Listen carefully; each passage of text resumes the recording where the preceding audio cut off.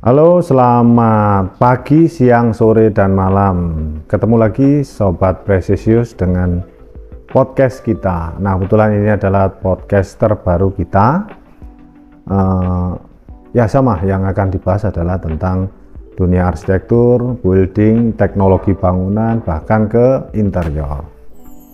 Nah, kali ini banyak rekan-rekan yang membahas atau bertanya, presisi berawal dari mana? Nah, sekarang akan kita jawab. Jadi presisi itu sebenarnya berdirinya sesuai akte legal, akte yang terdaftar itu tahun 2005. Di tahun 2005 itu presisi sudah berkegiatan. Setelah akte itu sudah aktif, legal, akhirnya langsung berkegiatan. Tapi sebenarnya sebelum di tahun 2005 presisi sudah aktif, tapi tanpa ada akte notaris itu, jadi lebih ke perorangan. Tapi akhirnya kita berpikir ini harus lebih maju dan harus dilegalkan, didaftarkan sebagai badan usaha yang resmi. Akhirnya dibuatlah akte tersebut di tahun 2005. Nah, kemudian kenapa kita ngambil nama presisi? Itu sebenarnya kemarin itu presisi itu lebih ke kalimat apa ya, presisi berarti detail. Jadi berharap atau bercita-cita nanti kedepannya perusahaan ini dalam mengerjakan sesuatu, baik dari memanage perusahaannya, memanage karyawannya, hingga memanage proyek-proyek itu dari segi gambar hingga terbangun itu sedetail mungkin, sepresisi mungkin. Nah, itu. Jadi sebelum presisi Polri itu lahir, presisi ini kita jauh sudah lahir. Jadi presisi kita ini mendahului dari presisi Polri yang sekarang. Jadi kami berterima kasih kepada Polri, presisi Polri, karena sedikit banyak kita dipromokan ya. Terima kasih Bapak Kapolri. Yang menginspirasi pendirian bisnis ini sebenarnya bukan inspirasi sih, lebih kita mengalir saja. Jadi saya sendiri sebagai foundernya dari Presisi Cipta Kreasi yang biasa kami sebut juga prestasi. Saya setelah lulus kuliah kemudian sempat juga bekerja ikut orang selama kurang lebih 1 tahun, nggak sampai 1 tahun, itu di Surabaya. Setelah itu tahun berikutnya ke Malang, itu juga masih gabung dengan perusahaan lain, perusahaan Jerman ya, yang berkantor di Malang. Perusahaan itu perusahaan trading. Saya di sana selama kurang lebih 3 tahun. Setelah itu baru merintis perusahaan ini yang kita sebut presisi. Sebenarnya presisi itu bukan hanya di bidang interior. Jadi bidangnya itu malah awalnya itu di architectural building. Karena kebetulan saya backgroundnya adalah arsitek. Jadi awalnya adalah penggambaran building rumah, tapi karena memang sebuah keuntungan jadi arsitek itu juga bisa mendesain interior. Nah, akhirnya kita dapat project interior, kemudian kita kerjakan, klien puas, pesan lagi interior lagi, pesan lagi interior lagi. Akhirnya lama-lama Presisi Cipta Kreasi ini dikenal dengan perusahaan yang spesialisasi interior. Padahal sebenarnya kita berangkat dari perusahaan arsitektur building, tapi kita juga bisa di interior. Kebetulan jadi arsitek itu selain desain bangunan juga bisa mendesain interior gitu. Nah, berjalan waktu hingga sekarang lebih dikenal Presisi Cipta Kreasi itu lebih dikenalnya presisi interior. Kalau ditanya apa yang menginspirasi, ya kita jalan saja, namanya kita wirausaha, mulai dari nol, mulai dari kecil ya. Kita awalnya berkantor di sebuah rumah. Kantornya dulu ya Dirjen itu ya Direktur Ijen. Saya direkturnya, saya pegawainya, saya juga yang mengawasi ke lapangan, saya keuangannya, semuanya saya di tahun starting 2005 itu. Nah, tuh inspirasinya tidak ada, inspirasinya ya kita bekerja wirausaha sebaik mungkin ya. Inspirasinya apa yang menjadi inspirasi waktu itu ya, ada teman atau tokoh atau pengusaha, semua jadi inspirasi. Saya tidak terlalu mengidolakan satu tokoh inspirasi, enggak. Mana yang baik waktu itu sekilas langsung baik, langsung saya jadikan inspirasi. Terus kemudian melihat apalagi bagus, pekerjaannya bagus atau apa namanya kiat-kiatnya bagus, langsung saya jadikan inspirasi. Akhirnya lama-lama saya akhirnya punya karyawan 1, kemudian lama-lama nambah 2, nambah 3, dan seterusnya hingga sampai saat ini. Dan kita sempat juga punya showroom di mall, salah satu mall yang terbesar di Malang ya, nggak perlu saya sebutkan. Kita sudah pernah ada, kemudian juga sudah sempat bagus di sana. Akhirnya di tahun 2020 itu ada pandemi, akhirnya kita secara terpaksa akhirnya kita tutup lebih awal untuk menghindari kerugian yang lebih besar, karena waktu itu semua lini, semua bidang bisnis anjlok termasuk kami. Akhirnya kita tutup yang di MUG itu, kita kembali lagi ke home base kita atau di kantor pusat kita, yaitu di Ruko Bedali Square Lawang. Itu hingga sekarang kita sudah punya berkantor, dan di kantor kami itu juga ada showroomnya, sama ada workshop kita juga di dekat kantor kami, workshop untuk berproduksi. Peristiwa penting atau pencapaian di masa usia bisnis presisi itu ya banyak sekali ya, nggak bisa diceritakan satu persatu. Cuman pada prinsipnya perusahaan itu kalau di manage dengan baik, dengan doa yang terbaik, dengan usaha yang paling baik, lama-lama akan menjadi besar. Tentu semua itu Allah yang akan menunjukkan jalan yang menuju ke arah situ. Semua itu peristiwa atau pencapaian atau peristiwa penting itu semua, kita itu kalau misalnya bekerja sesuai dengan passion kita, tidak akan merasa bekerja. Nah, kebetulan saya mulai dari saya dari keluarga seni. Jadi orang tua saya, bapak sama ibu almarhum ini semua punya darah seni. Akhirnya ke saya juga ada darah seni, kakak saya juga ada darah seni.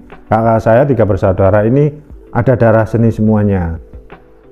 Kakak saya yang pertama perempuan itu juga gambarannya pintar, cuman karena sekarang menjadi ibu rumah tangga, tapi jadi ibu rumah tangga pun beliaunya juga di sana itu menjadi sebuah dalam tanda kutip motivasi untuk handicraft PKK, bikin kue, bikin taman di perumahannya beliaunya yang ngatur. Jadi ada darah seni semuanya lah. Kakak saya yang laki-laki itu malah seniman. Jadi kalau Anda tahu BIS di tahun 90-an itu ada namanya BIS, awalnya T belakangnya M ya, nggak perlu saya sebutkan merek. Itu dulu belum ada zaman digital printing, beliaunya itu pakai airbrush. BIS segede itu pakai airbrush, Nyi Roro Kidul kalau tahu ya. Kalau tapi untuk generasi Z mungkin nggak tahu ya. Yang generasi yang dulu ya, tahun 90-an pasti tahu ada BIS. Nyi Roro Kidul itu gambarnya manual pakai airbrush. Nah, itu airbrush itu kakak saya ya. Jadi prinsipnya dari saya itu memang ada keluarga seni, darah seni. Akhirnya saya juga kebetulan arsitek. Di situ ada seni seni teknik dalam merancang bangunan. Itu ada 50-50, ada tekniknya, ada seninya. Nah, itu hingga sampai pencapaian itu terlampaui hingga saat ini, alhamdulillah. Itu juga karena kita merasa di passion kita, jadi bekerja pagi, siang, sore, malam itu tidak merasa bekerja karena kita memang passionnya di sana. Peristiwa atau pencapaian apapun pasti ada masalah, itu pasti ada. Cuman karena kita passion, jadi itu kita tidak menganggapnya itu sebuah masalah. Kita anggap karena enjoy, itu aja. Itu saya kira peristiwa-peristiwa banyak lah. Tapi prinsipnya selama kita melakukan masalah-masalah itu menjadi pembelajaran kita, maka akan kita mencapai pada goal yang impian kita yang akan kita tuju. Jasa atau layanan presisi sebenarnya itu nggak hanya dari interior, ya seperti yang saya sebutkan di awal bahwa Presisi Cipta Kreasi itu adalah sebuah perusahaan jasa konstruksi apa saja ya, semua mulai dari bangunan rumah, hotel, perkantoran, dan lain sebagainya. Semua bentuk bangunan kita bisa. Terus kemudian secara legalitas juga, secara sertifikat badan usaha juga ada semuanya. Bahkan ada jembatan, ada jalan raya, ada pelengsengan. Itu kalau memang di bidang sipilnya kita, perusahaan kami ada sertifikasi badan usahanya. Kalau secara arsitektural, semua bangunan arsitektural kita bisa. Baik kita dari segi perencanaan hingga pembangunan.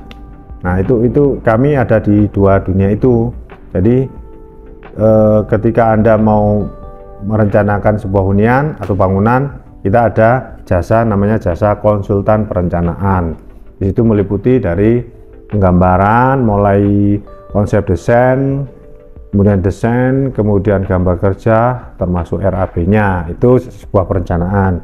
Kemudian di satu sisi namanya presisi building, itu divisinya ada divisi pembangunan, kontraktor pembangunan. Jadi misalnya sudah perencanaan sudah ada, masuk ke divisi pembangunan. Nah, ini kita juga bisa mulai dari nol, bisa mulai dari terima kunci ya, jadi dari gali pondasi hingga terima kunci siap huni bisa, termasuk ke interiornya.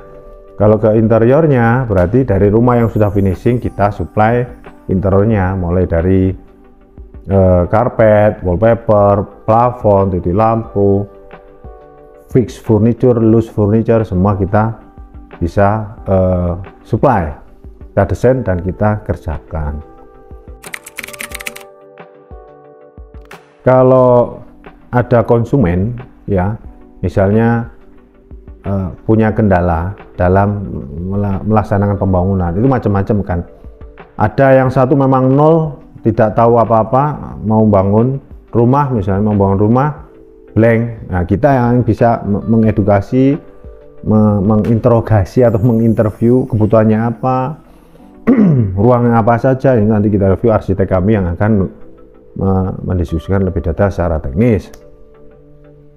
Setelah itu keinginannya kemudian kita buatkan 3D desainnya, konsepnya, presentasi, kemudian visualisasi oke, cocok, dihitung, negosiasi, deal, kerjakan. Jadi apa namanya, memecahkan masalah atau yang bisa memenuhi kebutuhan pelanggan ya tergantung pelanggannya kendalanya apa, kita interview, kita selesai, kita kasih solusi, oke, deal, kerjakan. Jadi tergantung masalah apapun tentang bidang-bidang kami, insya Allah kami bisa menyelesaikan.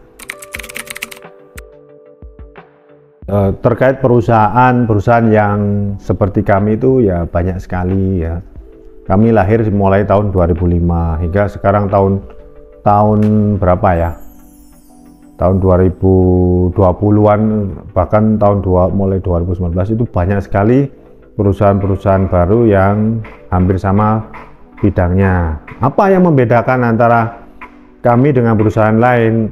Ya tentu satu, pengalamannya, karena kami berdiri mulai 2005. Kedua, portofolio projectnya. Tentu dengan berdirinya yang lama kita sudah menangani beberapa project baik dari perusahaan swasta maupun di pemerintahan. Jadi karena kita sudah legalitas perusahaan sudah lengkap dan kita bisa berkontribusi di APBN maupun APBD.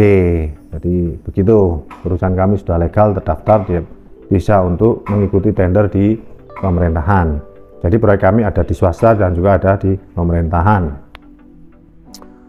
Terus yang membedakan lagi banyak perusahaan-perusahaan yang tumbuh itu kadang-kadang mungkin lebih bisa dilihat di profesionalnya, apakah berkantor.